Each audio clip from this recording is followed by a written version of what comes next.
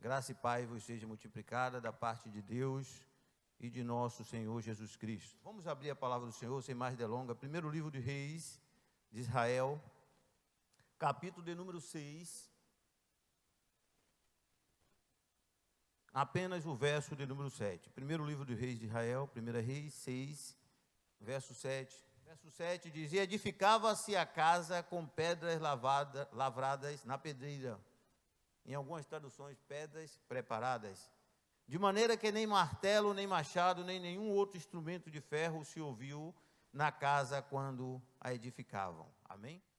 Então, amados, o título da nossa meditação nesta manhã é Nem martelo e nem machado. Amém? Estamos diante de um texto, amado, muito interessante.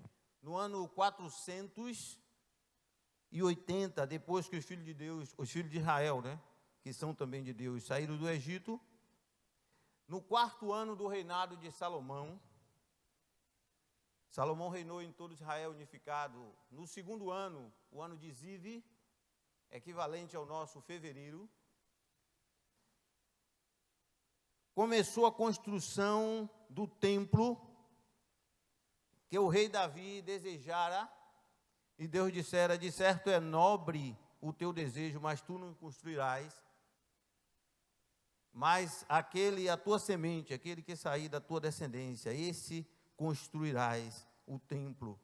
Interessante, quando eu meditava esse texto ontem, o Espírito Santo falou fortemente ao meu coração, e eu disse, quando ele fala assim, é bom a gente anotar para dizer à igreja. Eu que via muito minha mãe orando às madrugadas, e eu vejo hoje cumprido em minha vida coisas que minha mãe desejava. Isso é muito forte. Preste atenção, tem coisas que você ora e busca e que Deus vai cumprir na vida dos teus filhos, na vida da tua parentela. Talvez você que não canta, mas Deus vai levantar teu filho que está lá na classe, agora de manhã, sendo ensinado como eu fui. Eu me converti num domingo de manhã, numa escola dominical, com 7 anos de idade, vendo as professoras colocar no flanelório a ovelhinha, o pastor, falando ali do amor de Deus, Abraão, Isaac e Jacó, e quando usada por Deus, a irmã Helena já está na glória, irmã Van. Irmã Van ensinou meus filhos, que hoje já são adultos. Disse assim: quem nesta manhã, ela não fazia apelo, não sei porque naquela manhã ela resolveu fazer. Quem nesta manhã quer entregar a vida a Jesus? Eu levantei minha mão, estou até hoje. Minha mãe não era pregadora, eu sou pregador. Talvez você não é cantor, seu filho vai ser cantor. Talvez você não prega, mas a criança está lá embaixo, vai ser cheia do Espírito Santo, será uma pregadora. Você diz assim: eu queria tanto pregar, mas você ainda vai estar sentado aqui, vendo seu filho aqui pregando. Porque Deus vai cumprir na vida do teu filho aquilo que talvez foi um desejo teu. Porque Deus tem outro ministério para você, mas todos têm ministério, ninguém fica sem talento. Mas, amados, foi assim com Davi. E nessa época da construção do templo não havia cimento, argamassa. Eram pedras muito grandes, lavradas. Lavrada quer dizer polida, amoldada. Que se colocava pedra sobre pedra, numa espécie de montagem de encaixe. E depois tinha uma pedra de esquina que fazia ligação, amarração para a construção. Somente, segundo relatos arqueólogos, muito depois de Salomão, no Império Romano, foi que se descobriu algo parecido ao cimento, uma primeira versão do cimento, uma mistura de cal, cinza vulcânicas de rocha, mas isso muito depois. Nesse tempo aqui, não havia, era pedras montadas.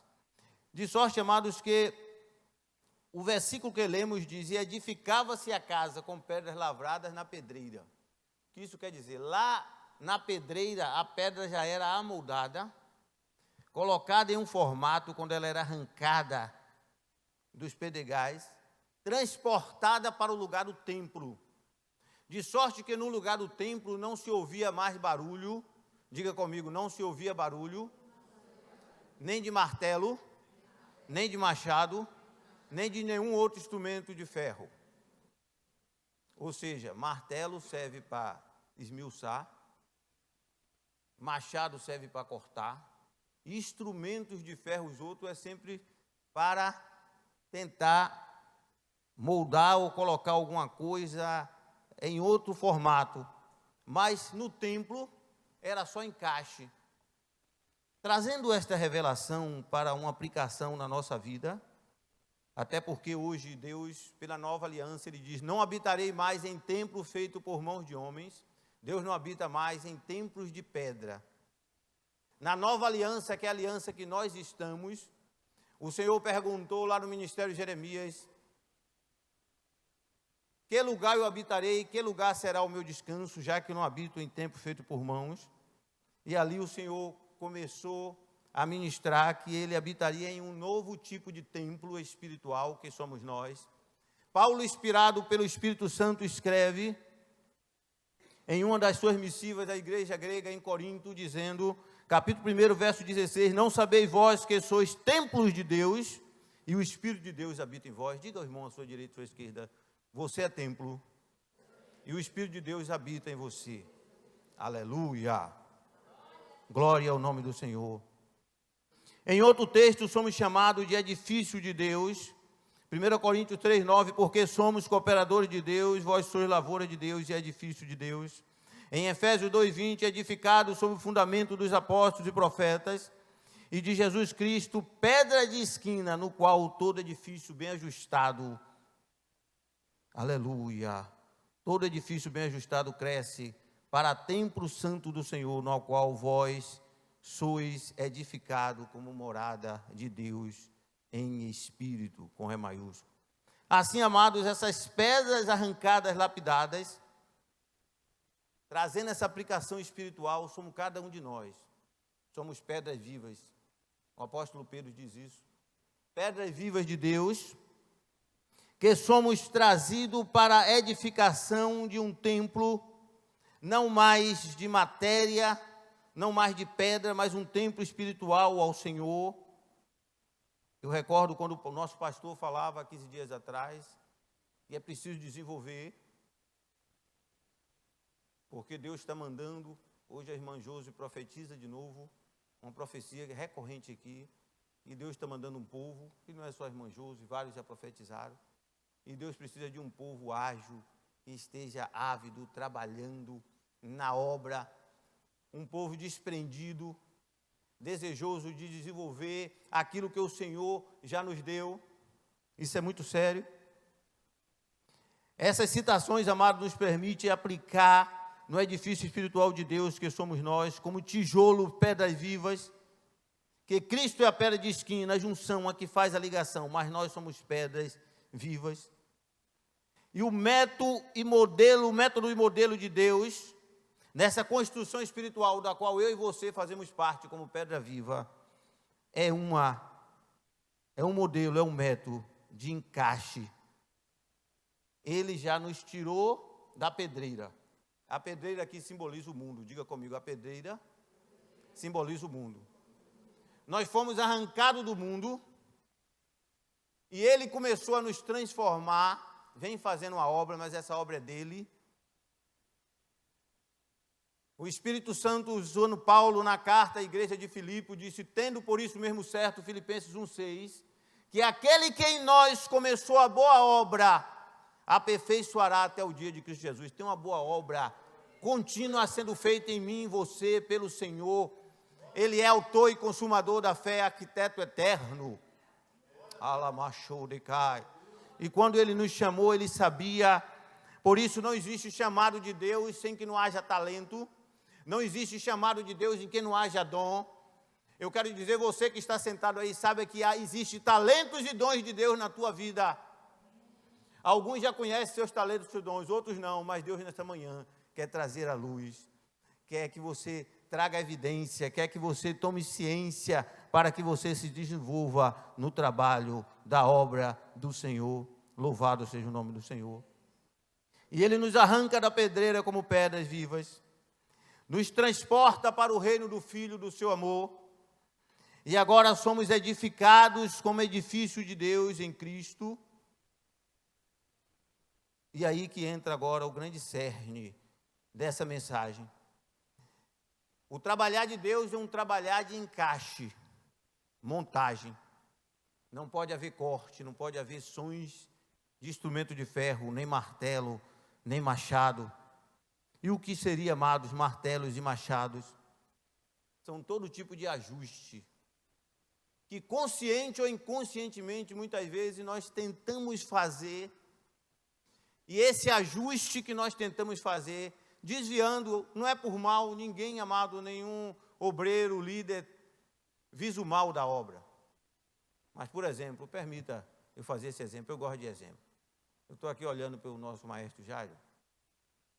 Imagine se o pastor Marco fizesse isso, não vai fazer, o pastor Marco é sábio. Diz assim, Jairo, a partir de domingo você é o porteiro da igreja. Irmão Jairo, por obediência, lá, pastor. Ele tem até um porte físico assim, né?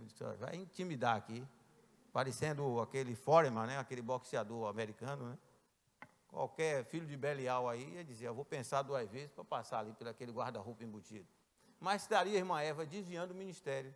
Porque quando a gente olha para Jairo, Jairo é levita. Jairo é uma bênção aqui em cima, dirigindo o coral, coordenando nossos músicos. Alguns irmãos não conhecem, mas eles têm um ponto, um fone. Muitas vezes o que o nosso amado irmão Gabriel da guitarra está fazendo, Jairo disse, agora entra o solo, olha, faz isso. Né, Alessandra, faz isso agora aqui, está dando uma dica para um, dica para outro. Vocês estão louvando aqui, mas eles estão fazendo ali, ele está coordenando todos os levitas, dizendo agora só a igreja, deixa a voz, só a bateria do nosso amado irmão ali. E você vê tudo acontecendo por música, mas tem uma gestão por trás. Mas, pais, meus irmãos, que às vezes acontecem muitas obras na face da terra. Eu vou provar na palavra que muitas vezes há um ajuste que tira a pessoa de um propósito e coloca em outro, e isso gera sérios problemas na obra de Deus. Isso começou, amados, lá na igreja primitiva,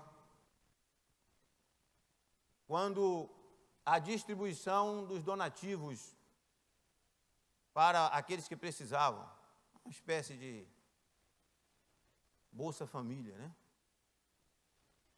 Cesta básica, mas estou falando Bolsa Família porque é muito popularizada essa palavra agora, mas com justiça.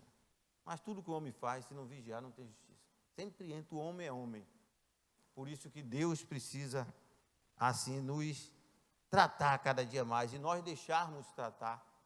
Eu não gosto muito dessa palavra deixar tratar, fica parecendo que Deus depende de eu querer deixar tratar. Quem sou eu?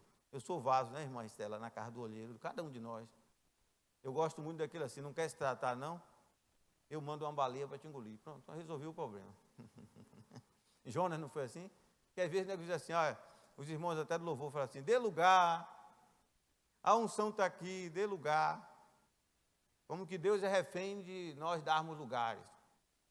E às vezes eu gosto de dizer assim, olha, se você der lugar ou não der lugar, tem uma hora que ele vai te quebrar todo. Porque ele é o teu dono, ele te comprou na cruz do Calvário com o sangue do Filho, e ele não está aqui para pedir favor a ninguém. Ou a não ser que ele não é Senhor, porque se nós dizemos que ele é Senhor, a palavra Senhor diz quem manda, o dono, Aramanda Calabassúria, e nós precisamos entrar nisso. Não adianta dizer Senhor, Senhor, e não faz o que eu mando. Se ele é Senhor, há um versículo que o nosso amado pregador Valadares gosta, que ele diz assim, o boi conhece o seu possuidor, né? Como é o resto do versículo, amado? O boi conhece o possuidor. Tem um outro, e cadê Israel, o meu povo? Como é, pastor? O jumento, a sua manjedoura. E o meu povo? O povo, muitas vezes, não conhece a Deus e nós ficamos cheios de coisas. Eu vejo Deus no momento dessa igreja aqui, que Ele vai sacudir, louvado seja o nome do Senhor. Ele vai chamar o compromisso, que Ele vai tirar vaso da prateleira, que Ele vai queimar. Alamachourecúria. As irmãs estavam louvando, eu estava ali orando, e o Espírito me tomou, e só saiu uma oração, manda fogo, manda fogo, manda fogo, manda fogo, aleluia. Deus é o Deus de fogo, é fogo consumidor, aleluia, como cantou aqui a irmã Alessandra, e Ele é Senhor da igreja, Ele quer me encher, quer encher você, quer tirarmos de um estado de zona de conforto, de comodismo, para trabalhar na obra, desenvolver aquilo que Ele já nos deu, porque não existe chamado sem talento. Se você é corpo de Cristo, você é membro, é um órgão do corpo e todo órgão tem função. Não existe um órgão no corpo que não tem função. Talvez a tua função seja uma função oculta. Eu estou aqui olhando para vários irmãos, não estou vendo o rim de ninguém, mas o rim está trabalhando, é o filtro do corpo. Se o rim parar de trabalhar, o sangue fica sujo, a pessoa passa mal, tem que ir para hemodiálise ou então vai morrer. Mas ninguém vê o rim, mas o rim está trabalhando. O coração dá até para se sentir, dá para ouvir, mas ninguém vê o fígado, mas o fígado está trabalhando e tem função. Nem todo vai ter um ministério lindo, aparente, como o da nossa irmã Estela, que dança tão bem, junto com o Kadesh, dos ministros de louvores, são órgãos externos. Todo mundo vê os braços, as pernas, mas ninguém vê o sangue, a não ser que haja um corte. Mas é o sangue que faz circular todo o oxigênio no corpo. Olha que coisa linda. Talvez você seja sangue, seja fígado, seja rim, mas você faz parte do corpo. Você tem função.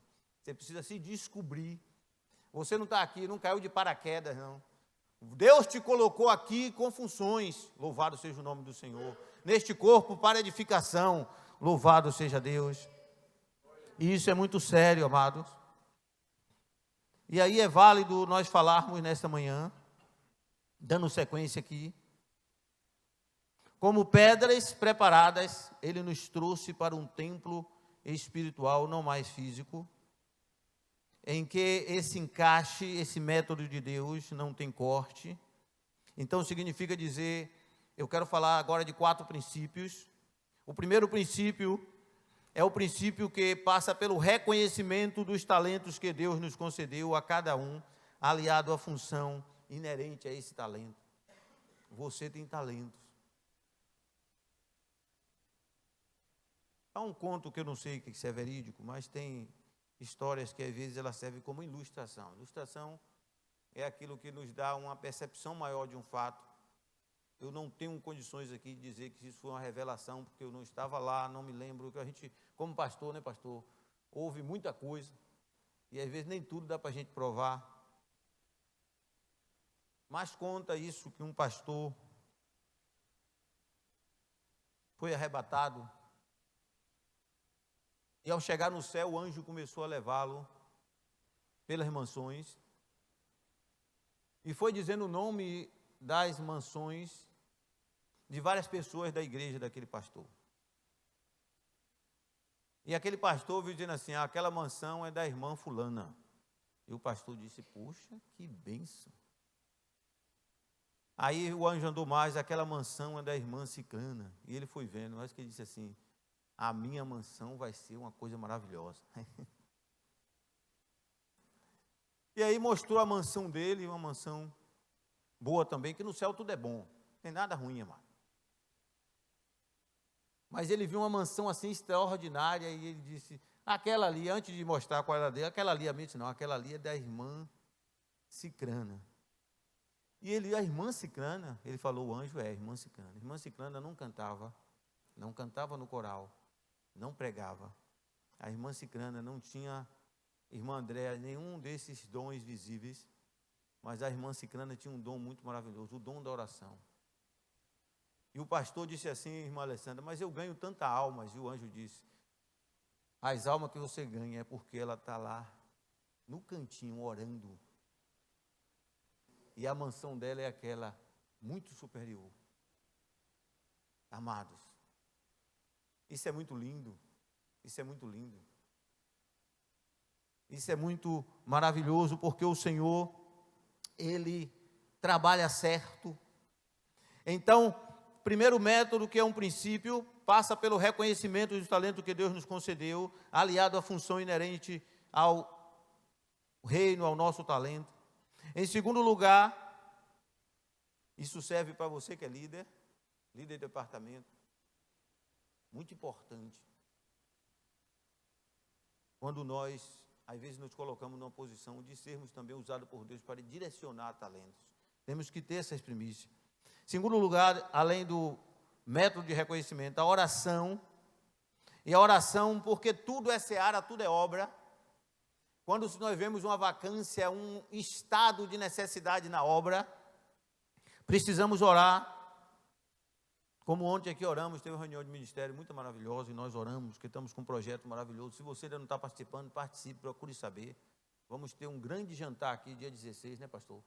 Um jantar, o primeiro jantar evangelístico da Igreja Batista da Paz, com o nosso amado irmão Evilásio, que vai estar contando o seu testemunho, e nós vamos trazer vida para esse jantar. Toda a igreja, é um projeto, chamamos os líderes para os líderes passar por departamento. Mas não é só por líderes não, mas todo departamento. Para nós, você trazer aquele convidado seu e jantarmos aqui, ele ouvir a palavra de Deus, se converter e ser colocado também no reino de Deus e também municiarmos as células. Eu não vou falar porque é muita coisa, mas foi só um pitáculo aqui. E nós oramos pedindo o Senhor da seara que envie obreiros para a sua seara. Porque o que é que aconteceu, amado? Aí agora eu quero lembrar o exemplo que eu dei, veio algo de Deus e eu não completei, vou completar agora. Na igreja primitiva, quando tinha os donativos, houve uma reclamação das mulheres gregas, que as cestas básicas das judias estavam mais recalchutadas, estavam melhores, estavam indo com mais elementos do que as delas, e ela reclamou aos apóstolos. E os apóstolos disseram assim: não é justo que nós que ministramos a palavra de Deus no altar vá para agora organizar a cesta básica. Constitua 7 homens cheios do Espírito Santo para essa tarefa. E aí que vem a instituição do diáconos. A palavra diáconos no grego quer dizer aquele que serve. E aí escolheram 7 homens cheios do Espírito Santo. Mas aí cometeram isso aqui, fizeram um ajuste, porque buscaram o cheio do Espírito Santo, tinha muita gente cheia do Espírito Santo. Sabe por quê? Porque a igreja de Pentecoste começou, a igreja primitiva começou com todos cheios do Espírito Santo. Então todos eram cheios, irmão Valadares. Cumprindo-se o dia de Pentecoste, Atos 2, o Espírito desceu sobre todos que estavam sentados. Estava sentado com vocês aqui. Viram língua repartida como que de fogo. Eu gosto até de dar um pitáculo, viu? Ele diz assim: e o Espírito, ouviu-se um som. Não foi o vento, só o som, viu gente? Não tinha vento não. O som de um vento impetuoso encheu toda a casa. E todos foram cheios do Espírito, todos que estavam assentados. Porque tem gente que acha que cheio do Espírito Santo é um irmão ficar rodando e outro ter que segurar para ele não cair por cima da cadeira. Ou cair no chão e dar um traumatismo craniano. Não tem nada a ver. Todos foram cheios e começaram a falar em outras línguas, assentado. Você sabe qual foi o único que se levantou? Porque às vezes a gente não lê a Bíblia ali. A gente não, a gente lê aqui, que nós somos batistão. Então os pentecostais aí, irmão nosso, vamos ver na glória, mas a gente ora por ele, para ler melhor. O único que se levantou foi Pedro. E não se levantou se tubicando, nem ninguém precisou segurar ele. Levantou, pegou a palavra e disse assim: irmãos, esse movimento que vocês estão vendo aqui não é embriaguez. Tem muita gente até que, porque ele falou isso, diz que o pessoal está sentado. O texto, em momento nenhum, ninguém se levantou, só Pedro.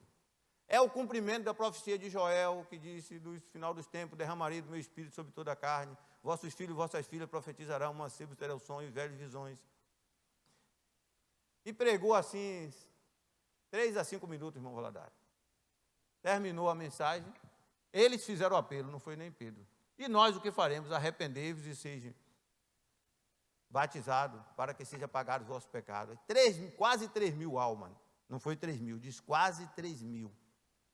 A gente tem que ser fiel ao ipsilítere da palavra. Quase 3 mil levantados. Então 3 mil levantou e já tinha 120 cheio do Espírito Santo.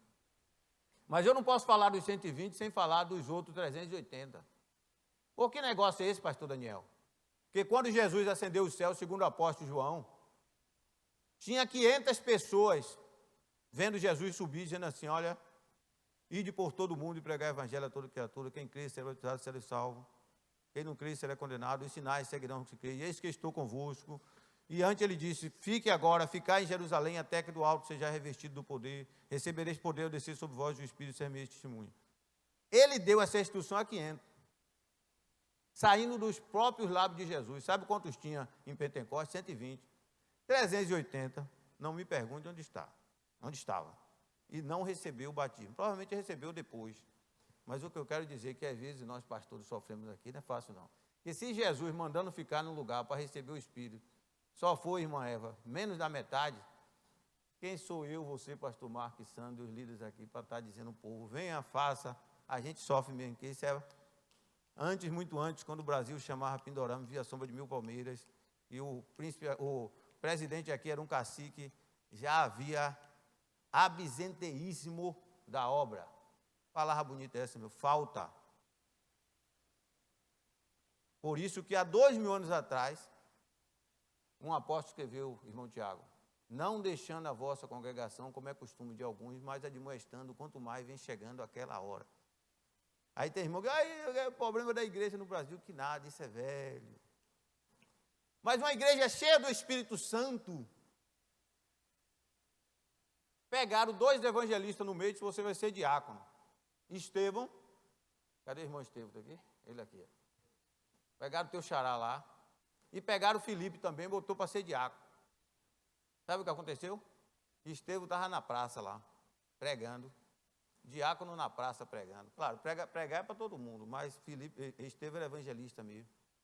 A ponto que apedrejaram e ele disse, veja o céu aberto, o Filho de Deus à direita, foi tomado. Filipe, quando começou a perseguição, foi para Samaria, revolucionou Samaria, que os mágicos pegaram seus livros, levaram para a praça e vamos queimar tudo, que isso aqui tudo é engodo, é mentira. Nós queremos esse poder aí. A igreja ficou sem 2 evangelistas que disseram que era diácono. Sabe o que é isso? Ajuste, irmão. O problema é que eu vou estreitar um pouquinho aqui. É que esses ajustes muitas vezes geram, amado, na obra de Deus, preste atenção. Quando a pessoa muitas vezes não espera em Deus e toma um cargo que não é seu, ou vai fazer alguma coisa que não é seu, ou vice-versa, gera muitas vezes tristeza, constrangimento, gera muitas vezes a falta de espera, de dependência de Deus, a pessoa não flui.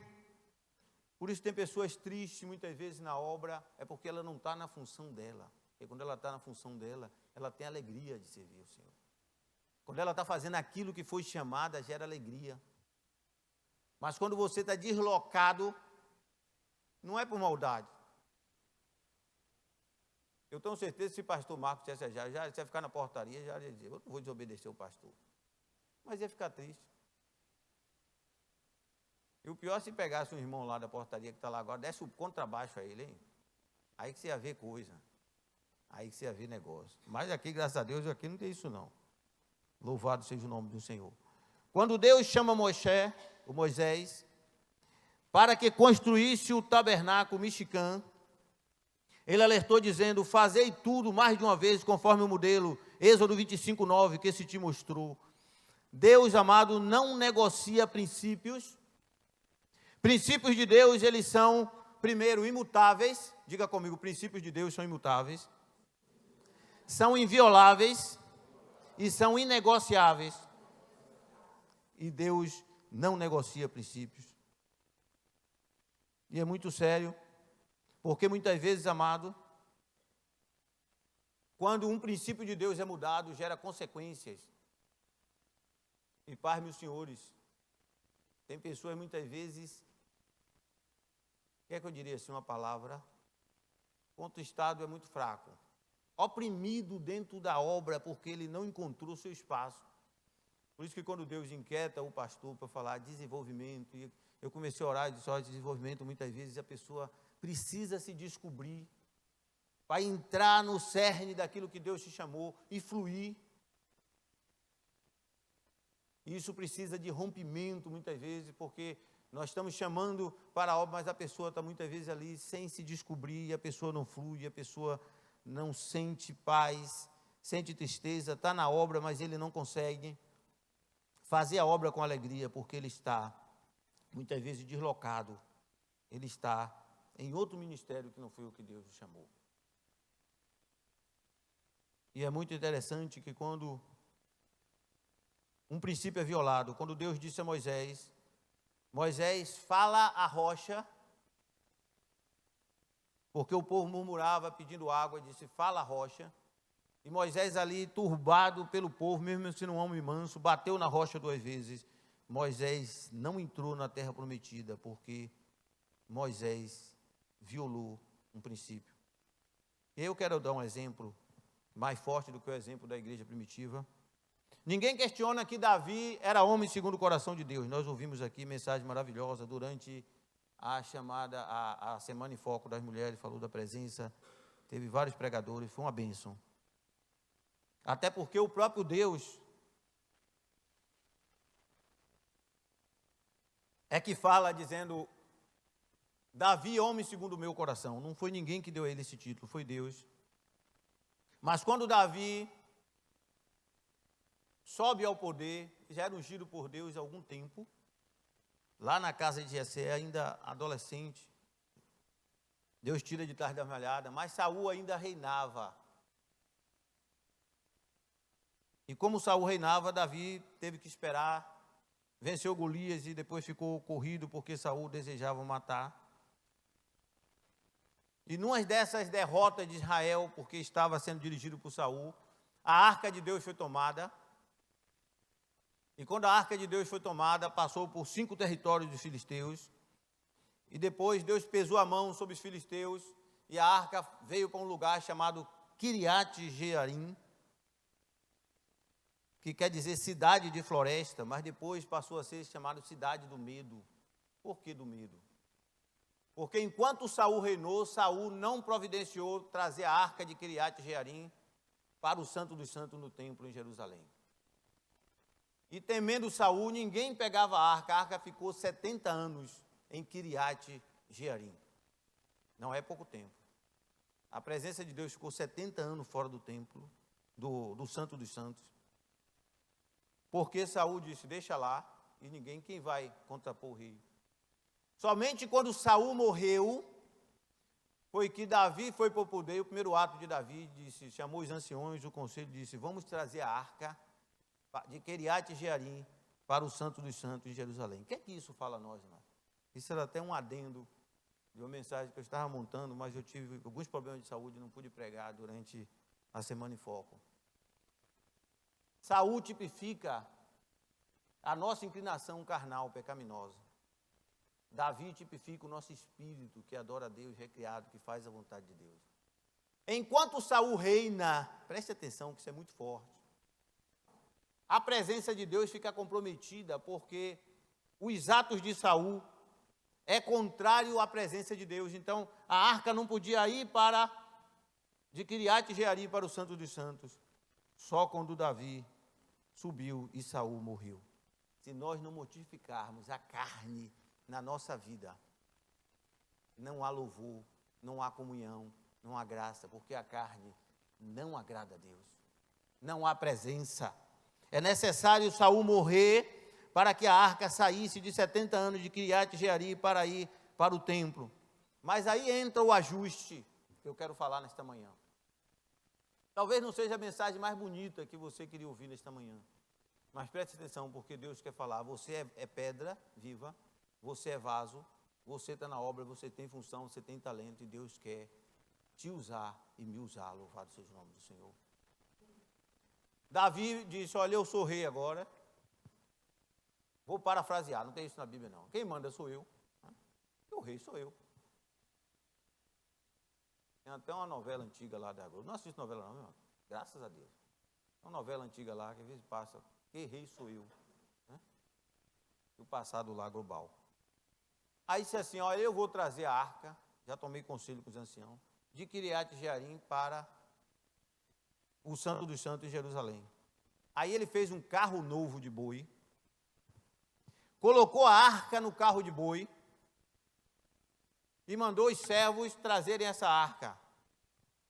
Até aí parece tudo maravilhoso, só que nós falamos o quê? Que Deus não negocia princípios.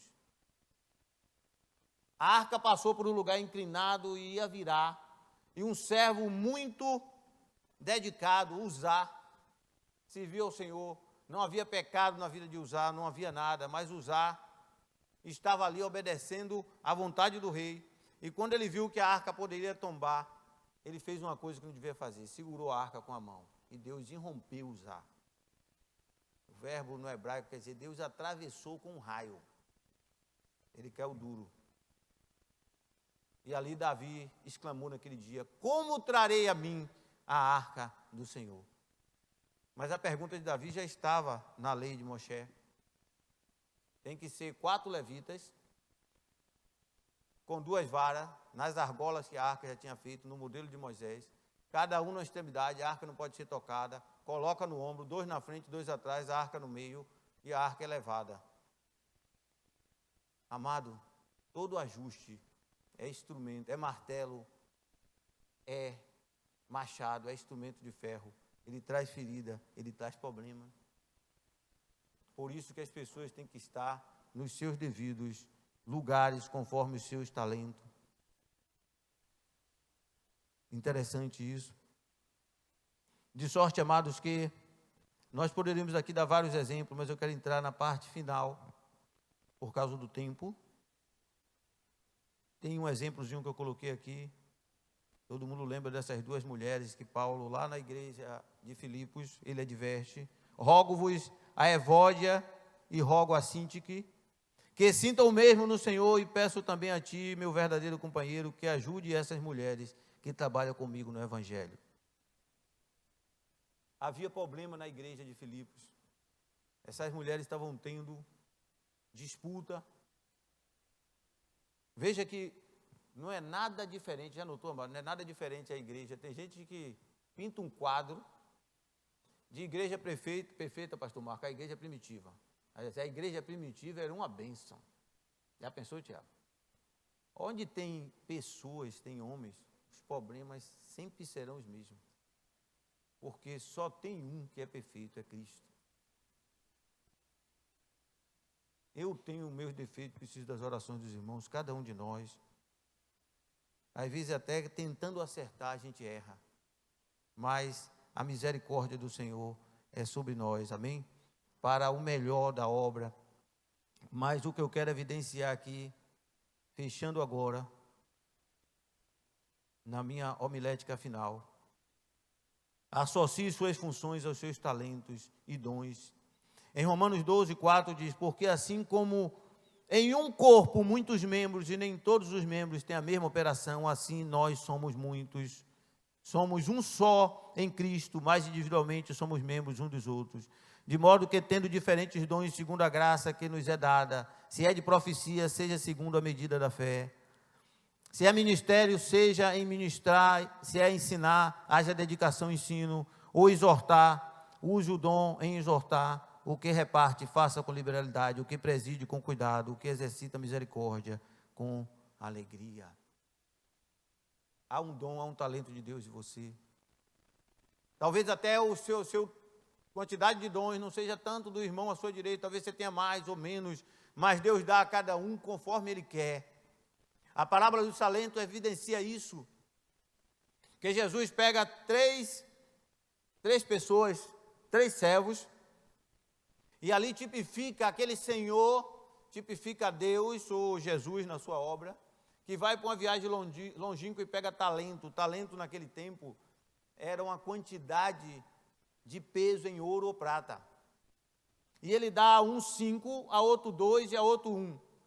Os 3 representam a totalidade. Significa dizer que todos que são comissionados como servos têm talento. Se a parábola tivesse assim, a um deu 5, outro deu 3, um deu 2, outro deu 1 e a outro não deu nenhum. Pronto, então o irmão diz: eu sou esse que não recebi nenhum, não tenho que fazer nada. Mas não existe esse nenhum na parábola. Você tem talento, tem unção de Deus na tua vida. E Ele botou aqui para ser usado. Você é corpo, você é edifício de Deus, você é lavoura, você é pedra viva. Ele tem unção na tua vida, Ele tem graça. Cada um de nós precisamos nos colocar. E eu tenho visto aqui neste lugar irmãos desenvolvendo, crescendo. Louvado seja Deus. O louvor da nossa igreja está cada dia melhor. Não é à toa que eu chorei do primeiro hino ao último. Estava com 3 lenços de papel, fiquei pedi mais um a Josi. Não sei nem se vou conseguir pregar, sentindo a unção de Deus. Semana retrasada, que eu não estava aqui na passada, a irmã Alessandra foi tomada com unção tremenda, ministrando aqui. Não é privilégio deles, amados, é cada um de nós. Eu profetizo nessa manhã que Deus quer levantar pessoas aqui com dons de curar.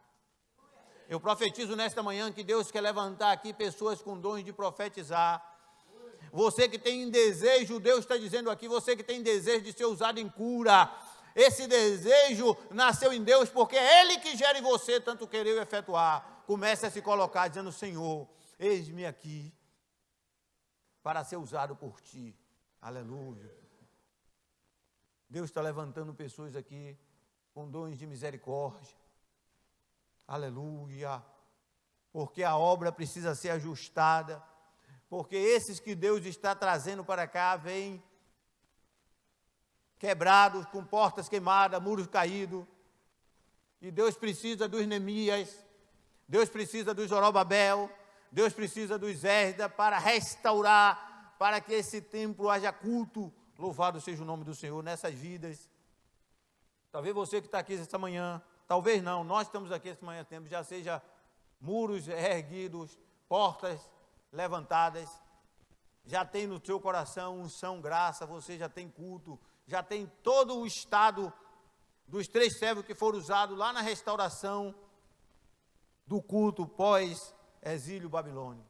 Mas vidas que vêm precisam da sua unção. Às vezes nós falamos aqui do poder do abraço, eu nunca me esqueço. E foi com um abraço que Maria deu em Isabel, quando as duas estavam sem se ver. Isabel foi visitar Maria para dizer que ela se encontrava grávida e ela estava carregando João Batista, ainda em formação, e Maria estava carregando Jesus, com 6 meses de diferença entre um e outro. Mas quando elas se cumprimentaram, não estava em culto, não estava em campanha, mas isso significa dizer que quando nós que somos santos de Deus, amado, até no cumprimento, por mais simples que pareça, ali na porta, aqui, na hora que o pastor diz: cumprimento o seu irmão, profetize sobre ele, como o pastor disse acertadamente nesta manhã. Ali que João Batista foi cheio do Espírito Santo, no ventre de Isabel, com cumprimento. Isso é forte demais. Cumprimente, abrace. O vírus da Covid já está subjugado. É hora dos crentes se levantar. Alguns pastores conversam comigo: pastor Daniel, ainda estamos sofrendo aqui, que eu tenho amigos pastores em todo o Brasil, nos meus grupos. Ainda estamos sofrendo aqui com pessoas que querem ficar só na live, o culto em live. E ele diz: eu até oferto, porque eu faço aqui via Pix. Amado, não é a mesma coisa não. Rogo-vos, pois, irmãos, pela compaixão de Deus, que apresentei vossos corpos. Mas não era nesse versículo que eu queria falar. Eu quero falar que o Salmo 133, ó quão bom e quão suave é que os irmãos vivem em união, é como óleo precioso que desce sobre a cabeça, que desce sobre a barba de Arão, a óleo sobre vestida, como o orvalho de Hermon, que desce sobre os montes. E a comunhão hoje é vir para a igreja. A comunhão hoje é dizer: eis-me aqui, pastor, eu quero trabalhar. A comunhão hoje, como disse ali o nosso irmão Valadares, ontem rompeu tudo. Aleluia. Dizendo: eis-me aqui, eu estive um tempo em prova, mas agora estou voltando. Eis-me aqui, eu quero trabalhar. Chegou cedo para orar. E Deus usava ali a irmã Eva, usava a irmã Ivanildes, dizendo assim: olha, se mais gente vier orar domingo de manhã, e eu creio disso, começar a orar. Quando o culto começar aqui, a irmã Alessandra não vai se conseguir nem louvar, porque Deus não mudou, o Deus do templo de Salomão não mudou. E porque houve oração, entrega, diz a palavra do Senhor, que quando os sacerdotes daquele tempo foi ministrar irmão Jairo, ninguém se conseguia colocar de pé, porque havia fumaça, glória. Salomão foi consagrar o templo e a unção era tremenda. Significa dizer, amado, como aconteceu na Argentina, pessoas vão passar aí na porta, talvez até para ir visitar o motel, a unção vai ser tão grande que ele vai ser queimado aí. Aramacalabassúria. Ele vai dizer: eu vim para ali, mas agora eu vou entrar aqui, que tem um som me atraindo, e ele vai entregar a vida a Jesus, porque tem um povo orando de joelho dobrado. Deus quer te usar, Deus quer me usar. Você é pedra viva, eu sou pedra viva, onde Cristo é pedra da esquina, mas nós somos edifício de Deus, nós somos, aleluia, corpo de Cristo, a função, a unção na tua vida. Dê lugar ao Espírito, enquanto o Espírito está pedindo lugar. Porque quando ele parar de pedir lugar, significa que ele vai agir. Porque Deus não vai contender para sempre com o homem. Vai ficar até a volta de Jesus dizendo assim, eu quero lugar na vida do crente. O crente diz, mas eu não dou porque eu estou interessado em outra coisa. Eu sou crente, quero ir para o céu, mas não dou.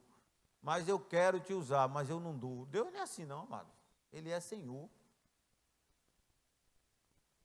Eu conheço ministérios que começou com um crente no leito, no hospital, dizendo, Senhor, se o Senhor me curar do câncer, a partir de agora eu vou te servir. Aí Deus curou, ele foi servir.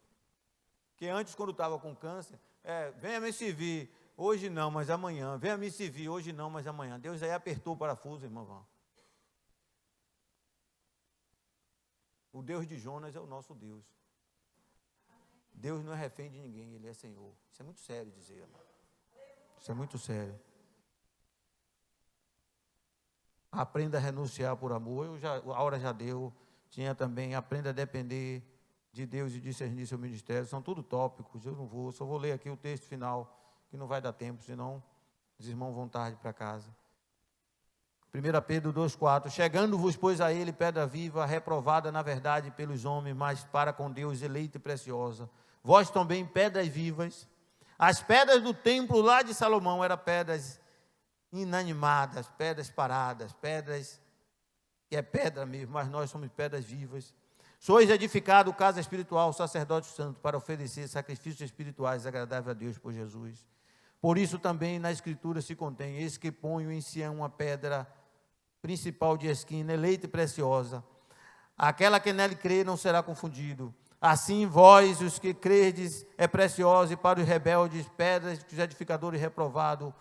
Essa foi principal de esquina, e uma pedra de tropeço e rocha de escândalo, para aqueles que tropeçam na palavra, sendo desobediente, para também for destinado. Mas vós sois geração eleita, diga comigo, eu sou geração eleita, sacerdócio real, povo adquirido, para anunciar as maravilhas daquele que nos chamou das trevas para a maravilhosa luz. Vamos ficar de pé.